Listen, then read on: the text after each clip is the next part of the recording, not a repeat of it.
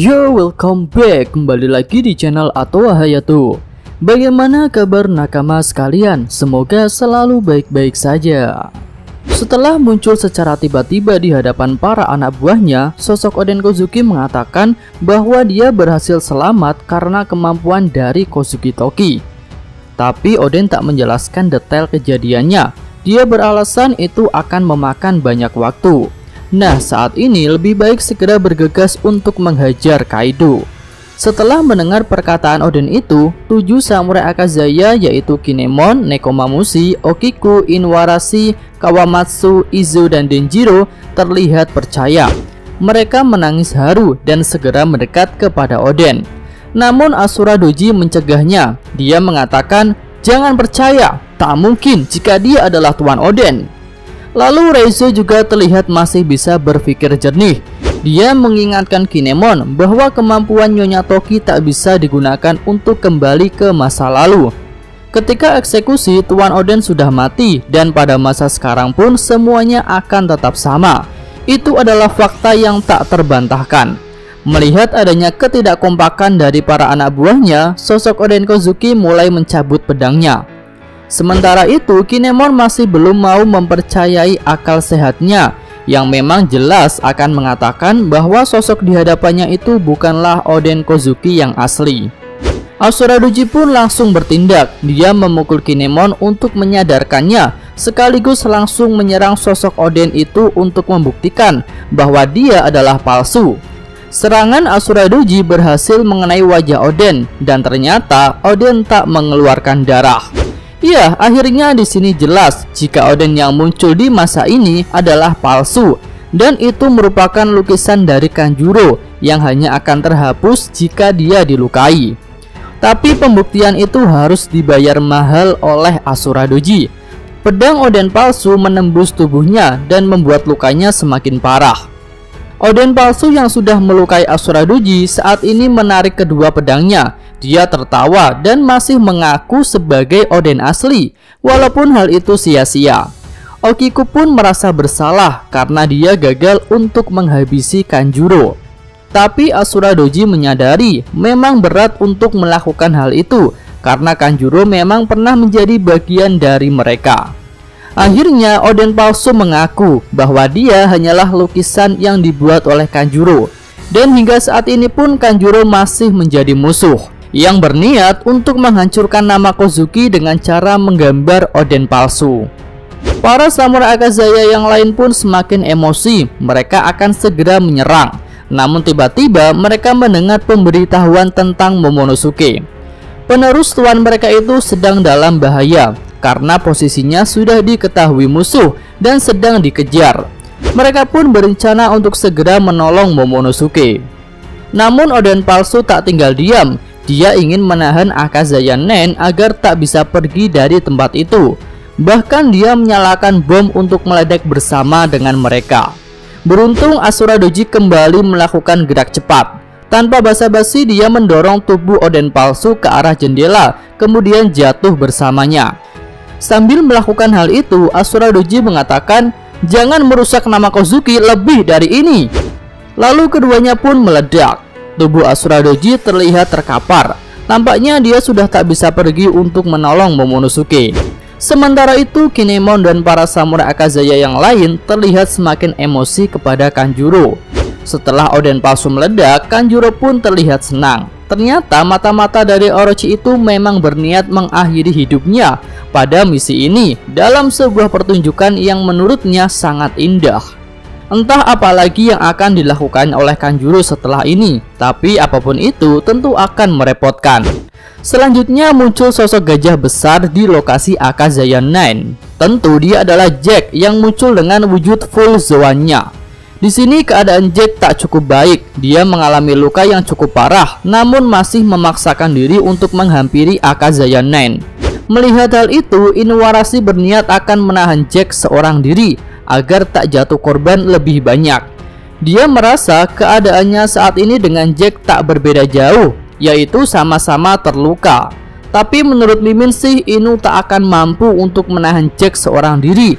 Dan jika dia memaksa, mungkin kasusnya akan seperti Asura Doji yang harus mengorbankan dirinya.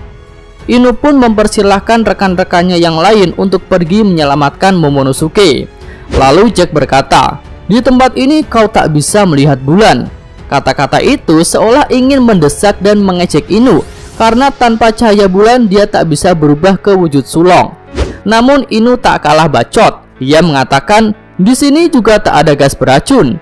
Dia menyinggung Jack yang menggunakan gas beracun untuk memenangkan pertarungan di Pulau Zu.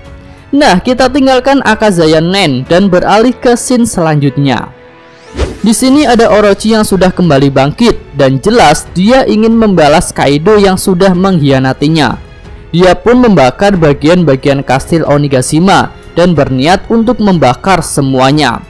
Nah, di sini ada juga sosok Fukurokoju yang terlihat sedang membereskan anak buah Kaido. Tentu kita masih ingat beberapa chapter yang lalu Fukurokoju terlihat pergi meninggalkan arena pertempuran. Dan sepertinya benar jika dia pergi untuk menghampiri Orochi.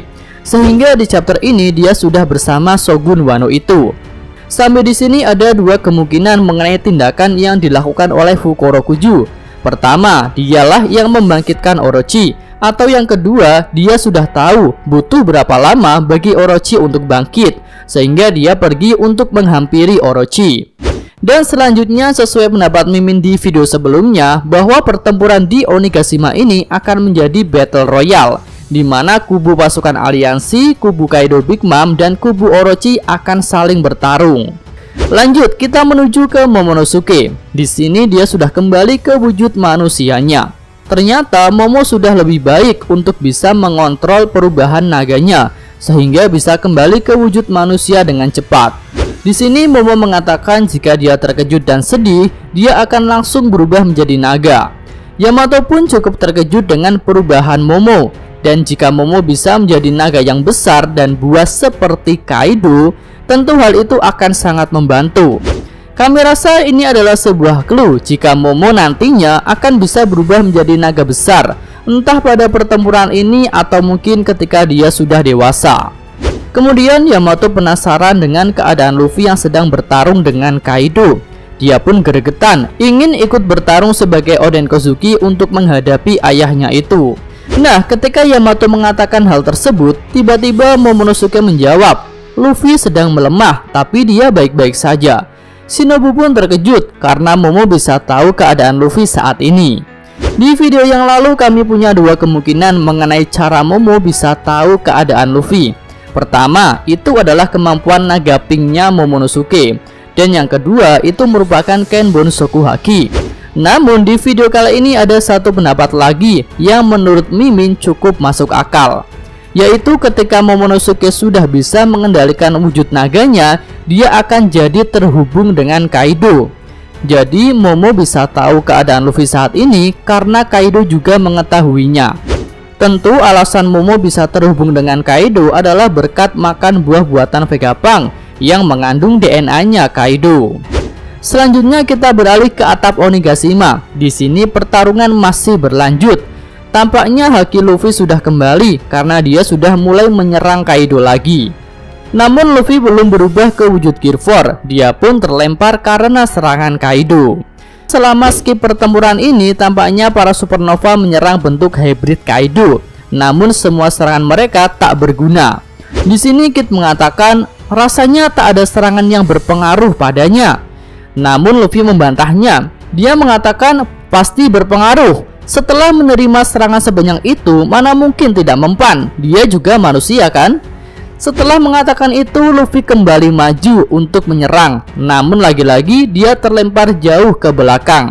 Killer pun mengatakan bisa-bisanya dia menganggap level ini sebagai manusia. Luffy menanggapi perkataan Killer dengan menggebu-gebu. "Kalau begitu, apa kalian mau menerimanya begitu saja?" Zoro membantah, "Tentu saja tidak. Makanya aku memikirkan cara untuk bisa menyerangnya." Di tengah situasi runyam ini, Lau memiliki ide untuk memisahkan kedua Yonko itu, dan saran tersebut disetujui oleh Kid dan Zoro. Di sisi lain, Kaido tersenyum ke arah Luffy. Dia senang melihat mata Luffy yang masih hidup untuk bertarung, walaupun situasinya seperti ini. Nah, di video sebelumnya ada dua opsi yang menurut kami akan dicoba oleh para supernova, yaitu pertama, Luffy, Kid, dan Zoro akan bertarung untuk mengalahkan Kaido, sementara Law dan Killer akan mengalihkan perhatian Big Mom. Atau Luffy dan Zoro saja yang akan menghadapi Kaido, dan Kid, Law, serta Killer akan menghajar Big Mom. Nah, di video ini kami menemukan satu opsi lagi berdasarkan keinginan Yamato untuk ikut bertarung. Mungkin saja setelah Momonosuke diamankan oleh Akazaya Nen, Yamato akan langsung ke atap Onigashima. Dan tentu saja dia akan bergabung dengan Luffy serta Zoro untuk mengalahkan Kaido. Iya, tampaknya hal ini menarik karena Yamato akan mewakili sosok Oden dalam pertempuran ini. Ya, cukup sekian video review ini. Jika ada tambahan, kritik, dan saran, silahkan disampaikan di kolom komentar. Oke, cukup sekian video kali ini. Semoga nakama sekalian menyukainya. Terima kasih udah nonton dan sampai jumpa lagi di video selanjutnya. Yuk!